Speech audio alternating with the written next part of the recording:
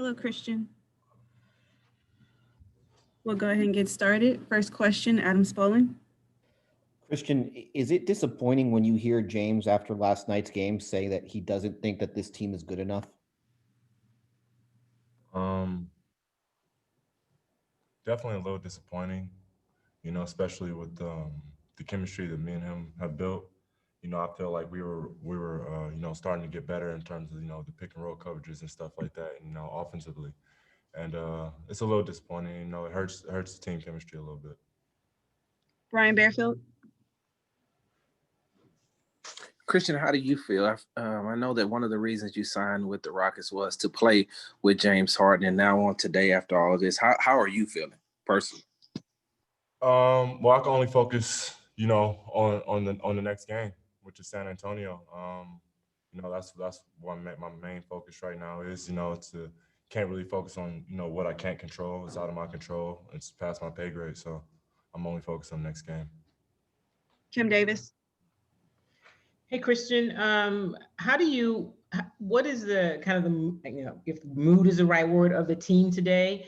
And while it's disappointing, you understand that this is a business, how do you guys really kind of make sure that the rest of you collectively are a unit?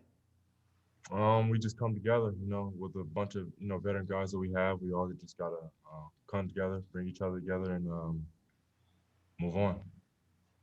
Jonathan Fagan.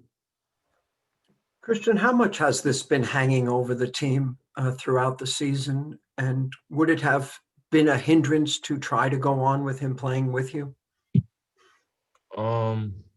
This has been going on since training camp, I guess you could say. That's really all I got. Thank you. Haley Griffin. Hey, Christian, I talked to Coach Weaver at halftime last night, and I asked him how, although the team limited fast break points, you were giving up a lot of second chance points. And he said with the Lakers, you put out one fire and another one seems to start. That's what comes with playing the defending champs. As you prepare for the San Antonio team, they're obviously not the Lakers, but coming off a successful 4-1 road trip, what are some of your takeaways from these last two games that you guys hope to correct when facing a team twice in a row again so quickly? Just offensively, in terms of that, just getting the ball moving. Back to how we played against Sacramento, having that ball movement as a team and a unit. And it starts with defense. On the defensive side, we have to be able to play defense to get our offense going first. So it's gonna take both sides of the ball. Christos Saltis. Hello, Christian. I would like to ask you, how is the atmosphere in the team, in the locker room after last night, and also how big is the motivation for you to prove the words of James Harden was wrong? Like I said, I'm only focused on this team and next game. And that's really all I can say. Thank you. We'll take two more. Stephanie Jones. Hey, Christian, good to see you.